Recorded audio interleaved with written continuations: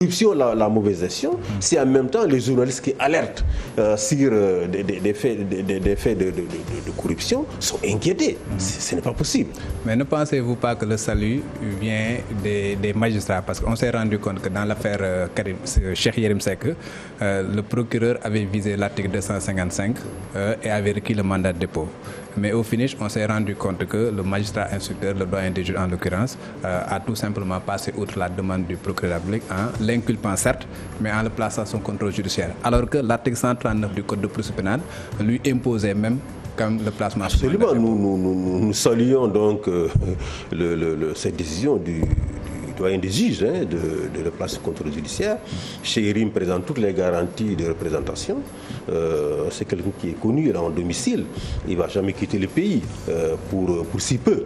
Donc, nous pensons qu'il a pris la bonne décision. Il ne prend pas toujours les bonnes décisions. Il y a celles que nous attendons de lui. Mais cette fois-ci, il a pris une bonne décision et nous espérons que nous appelons malgré tout ça à ce que les charges. Nous appelons malgré tout cela à ce que les charges soient retirées. Et que Cheikh Yérim Seck et tous les autres journalistes ne soient plus inquiétés pour des fautes qu'ils auraient commises dans le cadre de leur travail. L'argument qui pourrait être avancé par certains, c'est qu'aujourd'hui, liberté de la presse ne signifie pas impunité. Oui, mais vous savez, personne ne dit qu'il faut accorder l'impunité aux journalistes.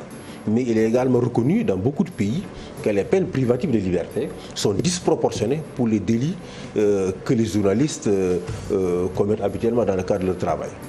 La Cour africaine des droits de l'homme et du peuple a rendu un arrêt qui s'impose au Sénégal. Les avocats ne font pas souvent recours à ces juridictions, mais la Cour a rendu un arrêt dans une affaire qui oppose d'ailleurs qui a opposé un journaliste burkinabé à un parlementaire de son pays, a dit clairement que les peines privatives de liberté pour des délits portant atteinte à l'honorabilité des personnalités publiques sont disproportionnées. Autrement dit, on ne peut pas appliquer, on ne devrait plus, dans un État membre de l'Union africaine, appliquer les peines privatives de liberté pour des délits tels que la diffamation, les injures publiques, atteinte c'est pas à l'honorabilité du président, etc. Les sanctions pécuniaires ou d'autres types de sanctions devraient suffire. Et même pour les sanctions pécuniaires, la Cour a dit qu'il faut que ce soit des sanctions symboliques. Il ne faudrait pas que ce soit des peines qui, évidemment, mettent en faillite les groupes de presse. Mais M. Gassama, si on prend le code pénal, quand même, il y a deux délits de presse. Il faut réformer, on doit réformer. Énormément de réformes à faire avec ce code pénal. Même le code de la presse qui vient d'être adopté aujourd'hui, il faut le revoir. Laissez-moi finir. Donc, au niveau du code pénal, il y a deux délits de presse. Il y a la diffamation et la diffusion de fausses nouvelles. Pour ce qui concerne la diffamation, on n'a jamais vu quand même un journaliste condamné à une peine ferme et envoyé en prison. Mais il y a quand même l'article qui concerne la diffusion de fausses nouvelles. Vous êtes d'accord pour qu'on laisse l'article comme tel et que les gens... Absolument, nous pensons qu'il faut réformer, cela. Un journaliste, il travaille, il y a énormément de risques auxquels il est soumis. Il collecte des informations. Il peut être manipulé. Il peut diffuser de fausses informations sans avoir l'intention de le faire. On ne peut pas l'envoyer en prison pour cela. Donc, on a un code pénal extrêmement répressif. Pratiquement pour toutes les infractions. Mais vous ne pensez pas que cela porte... Vous avez des peines de prison. Mais est-ce que... Il faut revoir tout cela. Mais est-ce que ce n'est pas la porte ouverte aux dérives quand même? Non, je pense que les journalistes sénégalais sont quand même très bien formés.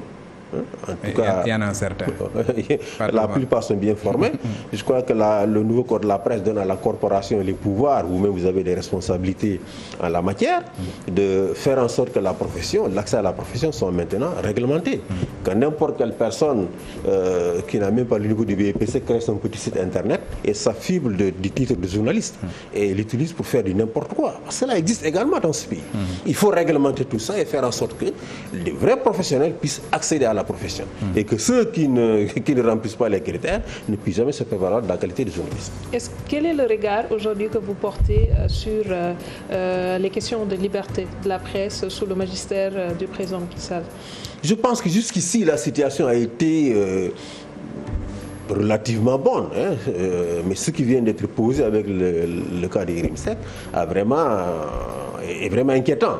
Et je me réjouis d'ailleurs que le SYNPICS soit monté au créneau, que d'autres organisations de journalistes soient montées au créneau, ce qu'ils n'ont pas fait dans le passé. Ça montre qu'on a compris, n'est-ce pas, le danger qui vraiment est en train de guetter la profession avec cette affaire de Cheikh Yérim Seck. Et il ne faudrait surtout pas que on laisse passer cette affaire. Cheikh Yérim ne doit plus être inquiété. Il faut que les charges qu'on est en train de retenir contre lui soient retirées et que, évidemment, il puisse continuer à faire son travail de même que tous les autres journalistes. On vous a entendu dire que les libertés individuelles ont régressé sous le magistère de Macky Sall. Qu'est-ce qu'il vous le fait dire? Oh, mais vous savez, nous faisons le monitoring de la situation tous les jours. Autant RSF fait le monitoring, autant nous faisons le monitoring de la situation. En ce qui concerne les manifestations, en ce qui concerne les décès en détention, en ce qui concerne les décès lors des manifestations, c'est quotidiennement que nous faisons évidemment le monitoring, nous tenons des statistiques et ce que nous le disons sur la base des informations que nous recevons de tout le pays. Amnesty est une organisation qui est présente dans toutes les communes du Sénégal. Il n'y a pas une seule commune au Sénégal où on n'a pas de présence. Et donc, nous avons des oreilles partout, nous avons des yeux partout, nous recevons des informations, nous les analysons, et c'est sur la base de ces informations que nous prenons des positions. L'État vous dirait, oui, on a des statistiques qui disent le contraire. On dit très bien. Mais vous savez, les manifestations qui ont sens, c'est les manifestations revendicatives. Si vous voulez mettre dans vos statistiques toutes les manifestations de soutien au président, toutes les manifestations organisées sur la voie publique pour faire des séances de tam-tam ou des baptêmes et autres, dans les statistiques de manifestations autorisées pour vous prévaloir de respecter les droits et libertés, je pense que vous faites fausse route.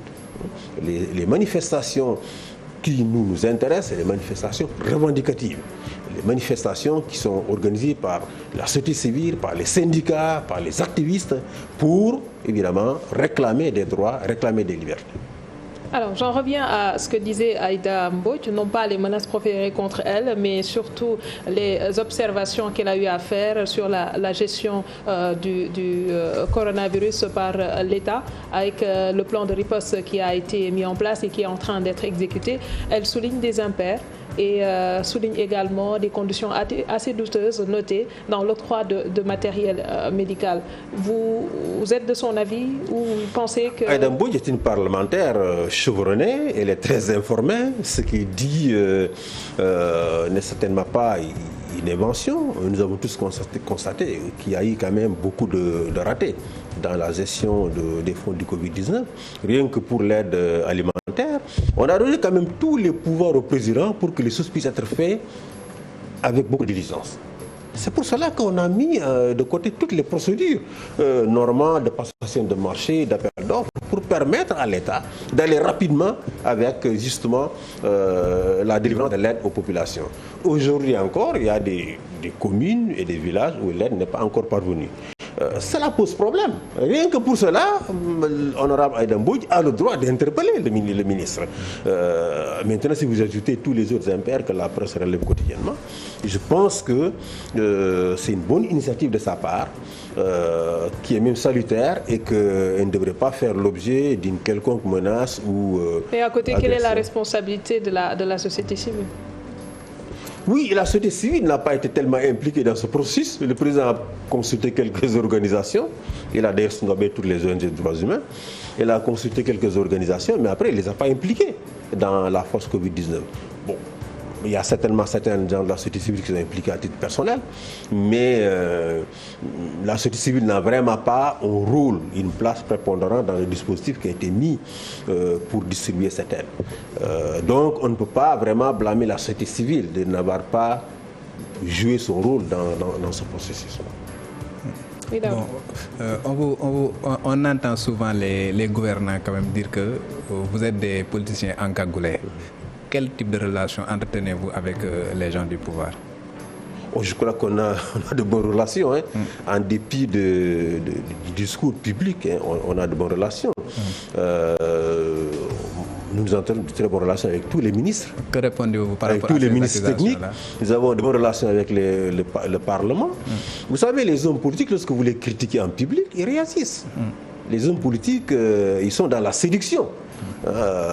Tout ce qui peut nuire ou entamer leur quête permanente de séduction et d'image. Mais vous devez avoir quand même une force de proposition en allant quand même proposer un certain nombre de choses. Mais nous faisons beaucoup de propositions. proposition. Vous savez, il y a beaucoup de textes de loi, d'institutions qui ont été créées dans ce pays. Ça nécessite la société civile. Le Forum civil, si vous prenez beaucoup de toutes ces lois sur la transparence, y compris l'OFNAC, c'est du Forum civil. Nous-mêmes, à Amnesty, la RADDHO, la Ligue sénégalaise, il y a beaucoup d'institutions de ce pays, beaucoup de lois qui ont été adoptées, qui ont été le fruit de la réflexion de la société civile. Nous travaillons en permanence avec le ministère de la Justice, avec le ministère des Affaires étrangères. Ce sont nos partenaires incontournables. Et donc, en dépit des passes d'armes qu'il y a souvent dans la presse, nous avons de bonnes relations. Nous sommes d'ailleurs condamnés à avoir ces bonnes relations-là. Parce que vous savez, la responsabilité première de protéger les droits humains incombe au gouvernement. S'il y a maintenant des manquements qui sont commis et que la société civile peut attirer leur attention à notre manière, nous ne sommes pas quand même des diplomates. Hein. Si c'est des diplomates, ils vous trouvent dans votre bureau, ils vous font des remarques, ça s'arrête là. Et nous, on est la société civile, on a une autre manière d'agir. Et il faut que les autorités acceptent que notre manière d'agir n'est pas spécifique à la société civile sénégalaise, la société civile au niveau mondial qui agit de cette sorte. Nous faisons en sorte que l'opinion publique soit au courant des manquements, parce qu'on est dans un État démocratique. Les leaders politiques doivent régulièrement demander un mandat des populations.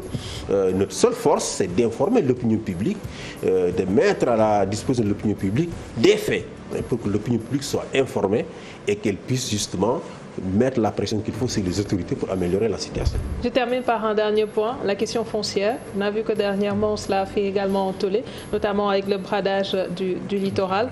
Il y a eu des assiettes foncières saisies par-ci, par-là. Il nous arrive également chaque jour d'entendre d'autres faits, comme la bande de Filao, où auraient été octroyés des hectares de terre à un ministre de la République.